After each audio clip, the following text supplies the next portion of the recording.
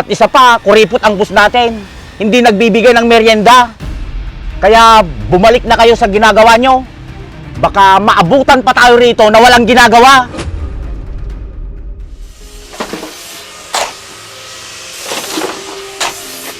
Yolo! Bakit po, boss? Wala pa ba si JR? Di ba magkapit-bahay kayo? Oo, boss. Dinaanan ko siya kanina. Pero walang sumasagot sa bahay nila. Ah, ganun ba? Baka napuwet namang kagabi yung boss. Sigurado ako. Hindi ba niya alam na may trabaho siya? Ganun talaga yung boss. Kaya pala siguro hindi nagtatagal sa pinapasukan niyang trabaho. Hay nako! Hindi pwede yan sa kumpanya namin! Akala ko, matino, kagaya mo!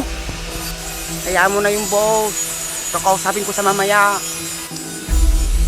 Kung hindi lang dahil sa'yo, hindi ko yung tatanggapin dito. Pasensya na, boss. Nawal din ako sa pamilya niya.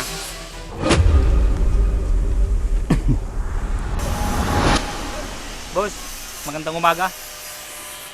Anong magandang umaga, JR? Anong oras na? Sayang lang ang pinapasahod sa'yo kung tatamad-tamad ka. Boss, sumakit kasi yung tiyan ko kaya ikabalik-balik ako sa CR. Problema ko ba yon? Sana naisip mo kung anong oras ang trabaho mo.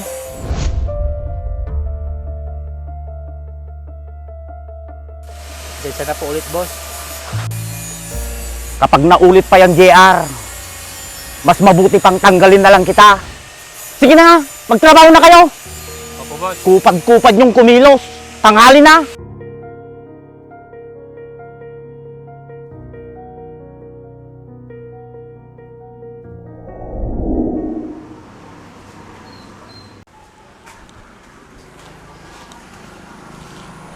Boss, magandang araw po, Mang Romeo. Oh, Pala Berto, halika, tuloy ka. Salamat po. Bawa ka. Kumusta pala yung mga pinapagawa ko daw, saka yung mga tao? Ayos naman po. Kailangan po nating bumili ng materyales. Ganun ba? Di ba nabibili nyo lang? Paubos na po, Mang Romeo. Baka wala na po kaming gamitin. Mga magkano kaya ulit ang bibili natin?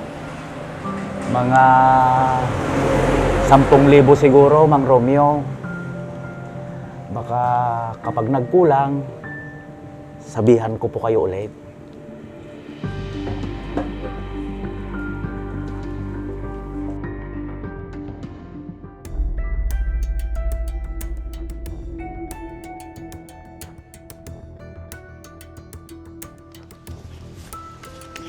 Ito.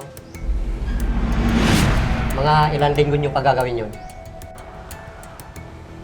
Sa tingin ko, Mang Romeo, medyo matatagalan pa. Ano? Ang dami mong tao, bakit ganon? Mang Romeo, mahirap pong maghukay. Tsaka, yung kinuha ko pong tao, mabilis po silang maghukay. Kaya, hindi po kayo lugi doon. Nako, siguraduhin mo lang, Berto. Kasi malapit nang umuwi ng anak ko. Kaming bahala, Mang Romeo. Huwag kang mag-alala. Kunin mo to, Berto. Kayo nang bumili ng merienda nyo. Hindi ko na masikaso kasi busy ako. Salamat po, boss. Sige, boss.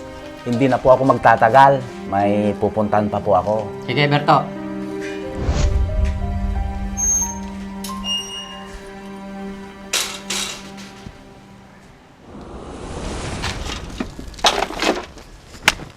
Ano ba yan? Wala mo lang merienda. Oo nga, pare. Magkano lang yung sinasahod natin dito? Kahit merienda lang sana, wala. Ayun si boss, oh.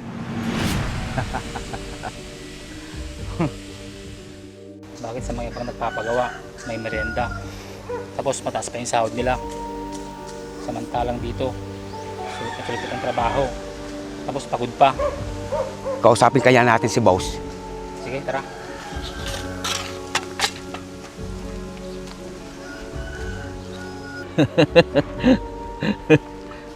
Boss, Bakit, JR? May problema ba? boss, baka nagbigay po ng pangmerenda si Mang Romeo. Bakit? Hindi ba kayo nagbaon ng pagkain nyo? Umuwi naman kami, boss. Kaso mamayang tanghali pa yon. Problema ko pa ba yan? Anong gusto nyo? Ako ang mag-aabono sa pambili nyo ng merienda? Hindi naman sa ganun, boss. Hindi ko nasagutin yung merienda nyo. At isa pa, hindi ko na problema kung nagugutom kayo. Dapat, bago kayo pumasok sa trabaho, may laman ng tiyan nyo. Hindi ba kasama sa kontrata namin, boss, yung merenda namin? Hindi. At isa pa, kuripot ang bus natin. Hindi nagbibigay ng merienda. Kaya bumalik na kayo sa ginagawa nyo.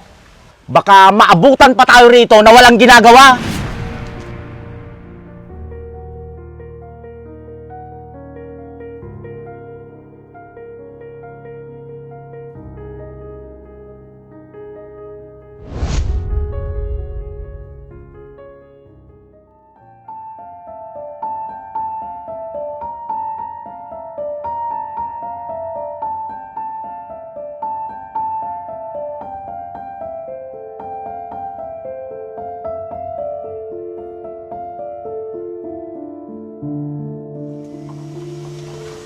Boss, kulang na yung semento natin.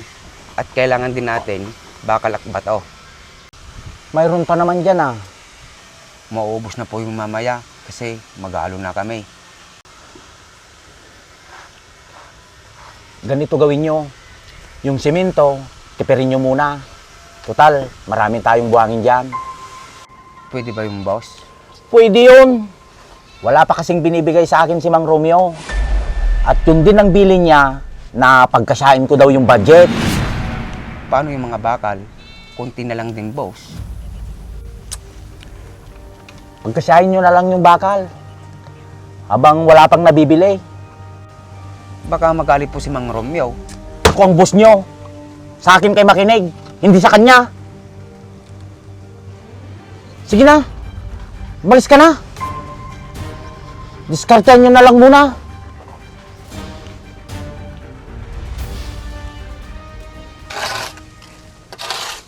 Pare, damihan daw natin yung buhangin sa paghalo. Ano? Hindi pwede yun. Alam mong masisira ang trabaho natin pag ganun. Wala tayong magagawa. Yun ang sabi ni boss. Alam naman natin na mali yun. Bakit kaya yan ang kausapin si Mang Romeo? Wag na pare. Pagka malaman ni Boss Perto, magagalit siya. Baka tanggalin ka niya. Sa bagay, tama ka. Baka magutom yung pamilya ko. Malit pa naman yung anak ko. Wala tayong magagawa pare. Mag-test na lang tayo. Ano pa nga ba?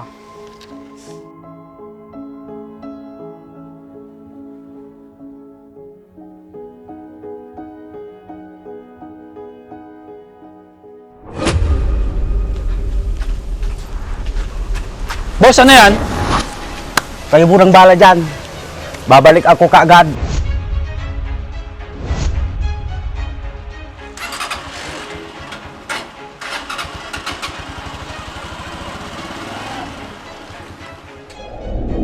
Kakapagod.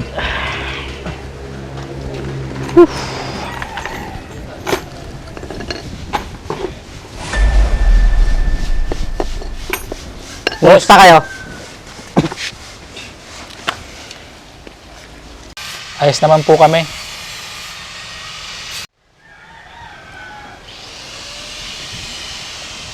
Asan si Berto? Bakit wala dito? Umuwi lang sa saglit, Boss Romeo. Pabalik na rin yon. Di ba, pare JR? Nagmerienda na ba kayo? Hindi pa, boss. O ito, bili muna kayo merienda nyo para may lakas kayong magtrabaho. Sige, boss. Sige pare, alis muna ako.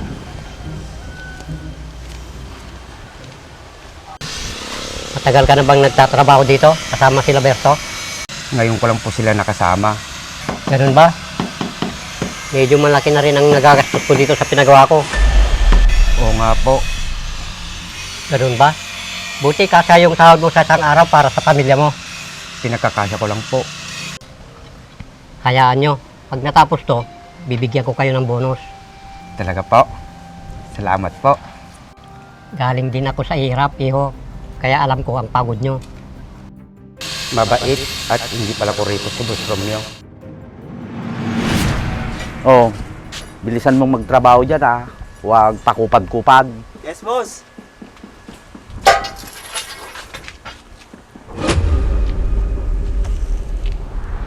Magkausap si Piolo at Boss Romeo. Baka mamaya kung ano-anong sinasabi niya. Maraming salamat, boss. Wala yun. Boss, nandito pala kayo. Ba't hindi po kayo nagpasabi na pupunta pala kayo rito? Hindi na ako nagsabi kasi alam kong busy kayo. Mang Romeo, siya nga pala. Pwede po ba kayong makausap? Ano yun, Berto? Sabihin muna dito. Piolo, bumalik ka muna sa ginagawa mo.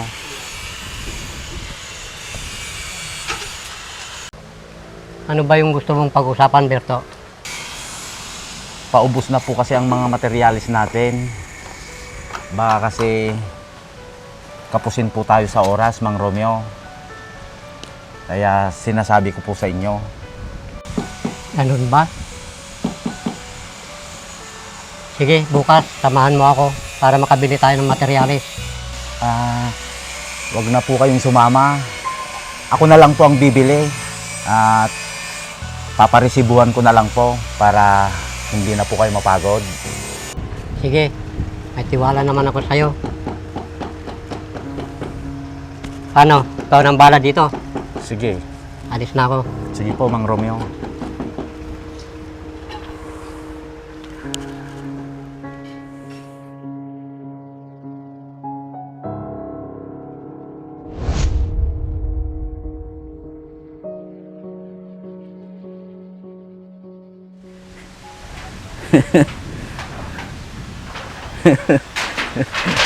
Berto, pwede ba tayo mag-usap? Ano po yun, boss? Sinik ko yung materyales na binili mo sa hardware. Kunti lang pala binili mo. Pero... Huwag mo nang binugin ang ulo ko. Kasi lahat ng ginagawa mo, alam ko na. Ano pong ibig niyong sabihin, Mang Romeo? Kano pala yung arawan nyo na binibigay ni Berto? 400 po, Boss Romeo. Ano? Halos madubli ang binibigay kong sahod sa inyo. At si Berto, 1,000 ang binibigay ko sa kanya. Iba pa yung binibigay kong merienda nyo doon. Nako, wala po kami merenda, Boss Romeo. At sabi ni Boss Berto, wala daw po kayong binibigay na pang merenda. Grabe naman si Berto. Di na siya naawa sa inyo. Ayaw po mapahamak, Boss Romeo. Kasi po, kailangan ko po ng trabaho. Huwag kang mag-alala. Hindi ka mapapahamak. Akong bahala sa'yo. Salamat po. Umanda sa akin yung Berto na yan. Kailangan kong malaman ang lahat.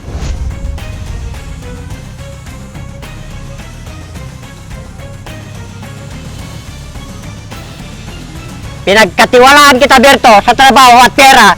Pero anong ginawa mo? Mang Romeo, napaliwanag po ako. Sige, anong ipapaliwanag mo? Ang panluloko mo sa akin at sa mga tao ko? Dapat, noon pa lang, di na kita pinagkatiwalaan. Kasi may nagsasabi na manluloko ka. Pati kasamahan mo, dinamay mo pa sa kalukuhan mo. Hindi ko po sinasadya, Mang Romeo. Patawarin niyo po ako. Hindi maganda ang manluloko sa kapwa at pakainin mo ang pamilya mo nanggaling sa nakaw. Nagipit lang po kasi ako, Mang Romeo. Kaya, kung nagawa yun. Kung hindi ka pa nahuli, ibig sabihin, hindi ka pa rin magbabago sa ginagawa mo? Patawarin niyo po ako, Mang Romeo. Umalis ka na, Berto! Magmula ngayon, wala ka ng trabaho! at sisiguraduhin ko, wala nang tatanggap sa'yo.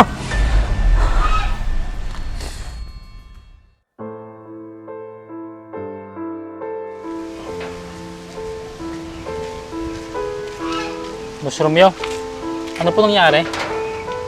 Alam kong alam nyo ang lahat. JR at Piolo, Pasensya na, Boss Romeo. Mahal po namin yung trabaho namin. alam ko, natatakot lang kayo na ipaalam sa akin ang totoo. Hindi ko kayo tatanggalin sa trabaho nyo. Salamat, boss. Maraming salamat, Boss. Sige, balik na kayo sa trabaho nyo.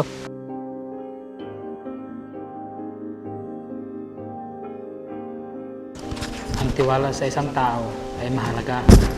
Kaya dapat huwag natin itong sirain. Pahalagaan natin ito at ingatan.